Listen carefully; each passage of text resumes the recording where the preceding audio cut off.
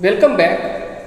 In this section of lecture series, so far we have seen the theoretical aspects of PID, its control actions, controller modes, followed by the tuning of PID controller using Ziegler and Nicholas methods.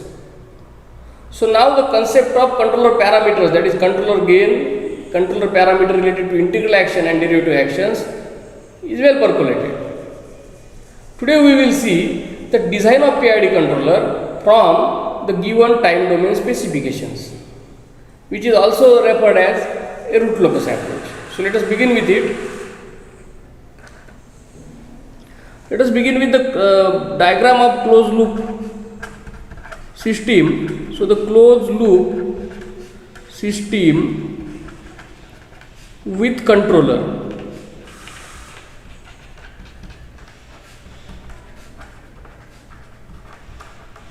is as shown below, and here what we will do, we will draw its block diagram,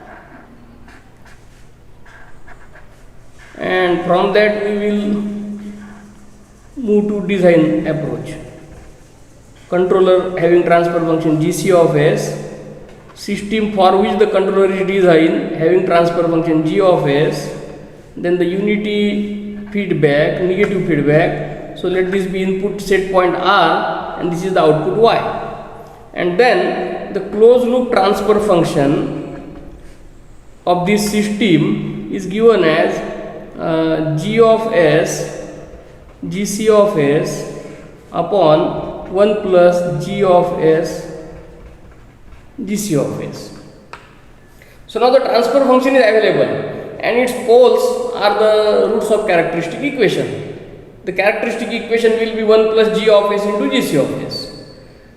So if we specify a pole and then design GC, it is the time domain specification. Now how to specify the pole?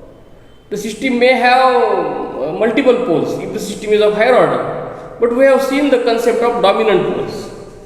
So here what we will do, we will consider a dominant pole pair, which will be the complex conjugate pole pair closest to the imaginary axis with remaining poles far away from that pole pair, and we will design the controller. So now how to get this dominant pole pair, desired dominant pole pair? So let us see it. The time domain specifications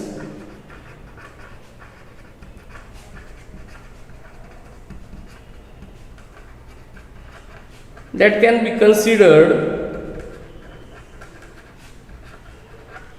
for PID design or any controller design in fact are, see, rise time,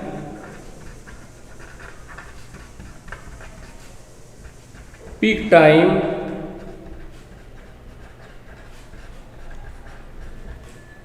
settling time,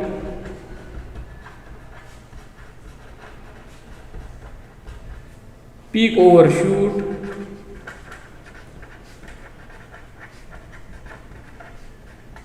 MP, and we can have the steady state specifications,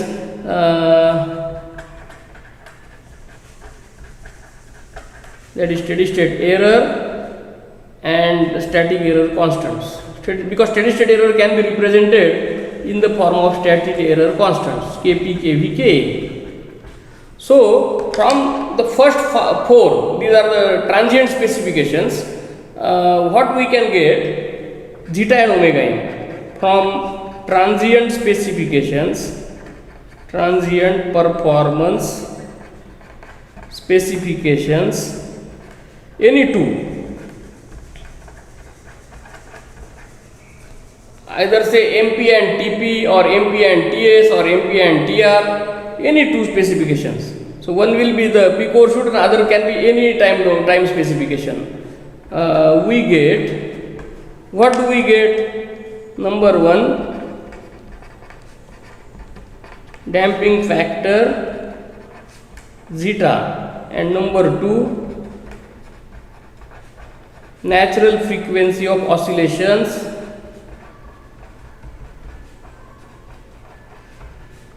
omega n. And from this what I get, the dominant pole pair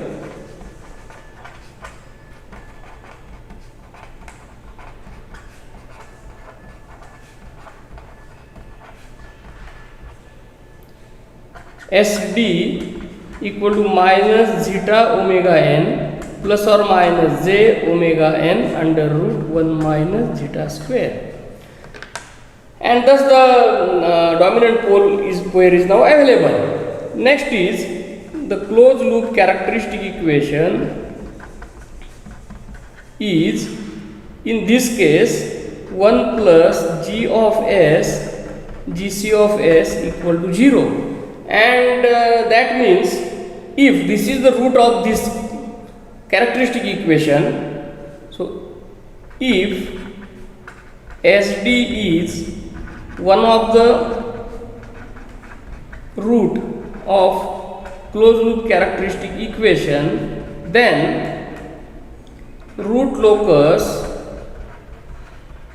of g of s gc of s will pass through SD equal to minus zeta omega n plus or minus j omega n under root 1 minus zeta square. Quite obvious, and this implicates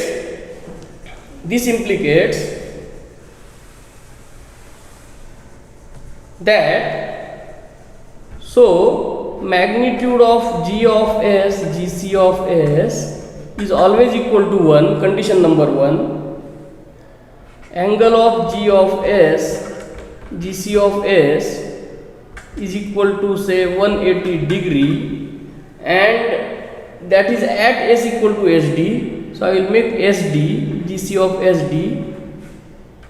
So when I put s equal to SD, this magnitude will become 1 and the angle will become 180 degree. So these are the two equations. So solving these two equations, we can get two parameters, correct? But now let us enter into the design of PID with this prerequisite.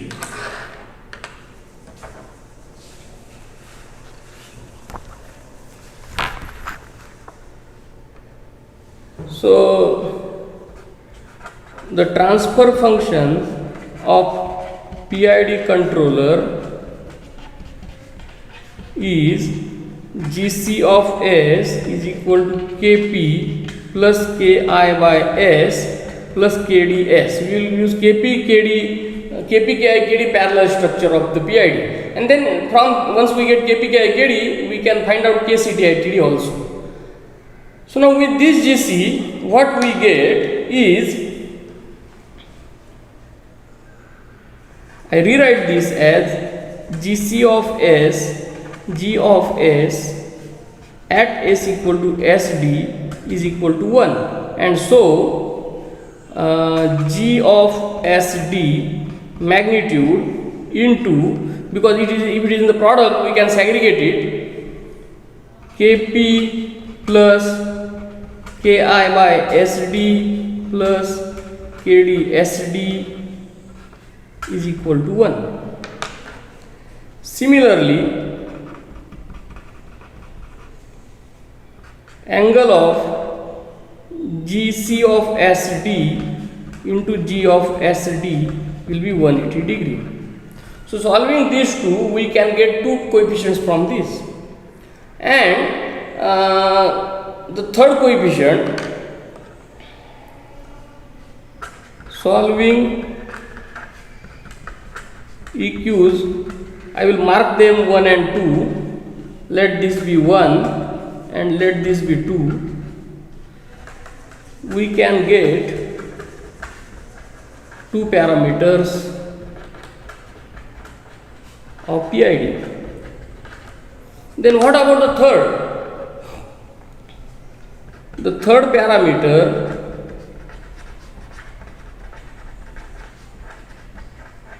of PID, that is Ki, is obtained from steady state performance specification.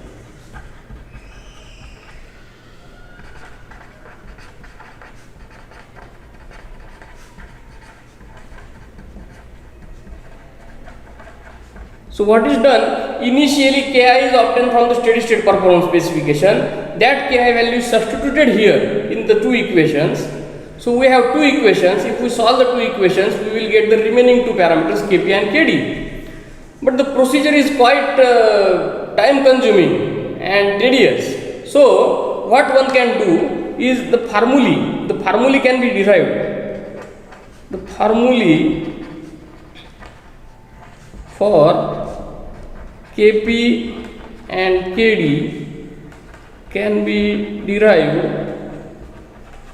from 1 and 2 to get what we have obtained. This Kp is equal to minus sine beta plus phi upon g of Sd, this magnitude of the system transfer function at S equal to Sd into sine beta minus 2 times Ki cos beta upon magnitude of the dominant pole itself, and the Kd is given by sine 180 degree minus phi divided by magnitude of system function at S equal to Sd into magnitude of the dominant pole into sine beta plus Ki divided by square of the magnitude of the dominant pole pair. So once Ki is obtained from the steady state error coefficient, it can be substituted here and here to get Kp and Kd. So Kp, Ki, Kd can be obtained, and then from Kp, Ki, Kd you can obtain the Ti and Td also. One more important thing is, now this is for PID controller. Let us discuss few more aspects. Say for example, if you have a PI controller, for PI controller Kd is equal to 0, then calculate Ki. Now in this case, the steady state performance equation is not required. Why? Because here we have a PI controller, so there are only two unknowns. So two time domain, transient time domain specifications are enough, and you no need to give the additional specification in terms of steady state error. So in this case, already what we have for PI controller, Kd will be equal to 0. So calculate Ki. Let me mark this as equation 3 and this as equation 4. So calculate Ki from equation 4 and then Kp from equation 3. Now similarly, if it is PD controller, for PD controller, again for PD controller also we need only two time domain specifications. Let's say MP and TH, enough. No need to have the steady state performance specification for PD controller also, because there are only two unknowns, Kp and Kd. So two equations are enough. These two equations 1 and 2 are enough. Either directly these can be solved, or we can use equation 3 and 4. So here what we have for this PD controller, we have Ki equal to 0. So just substitute Ki equal to 0 in 3 and 4. So substitute Ki equal to 0 in equations 3 and 4 to get Kp and Kd. Finish. Very simple. And the theoretical aspect is covered. How to design? Either you go by these two equations directly, or you use this formula. In that case, you need to remember these two formulae to save the time. One important thing I forgot to mention, that here in these two formulae, in equation 3 and 4, this beta is the angle of the dominant pole Sd, and this phi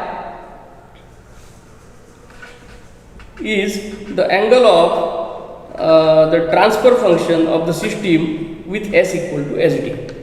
So it is enough in this lecture. In the next lectures, we will solve one example each on PI controller, PD controller and PID controller. Thank you.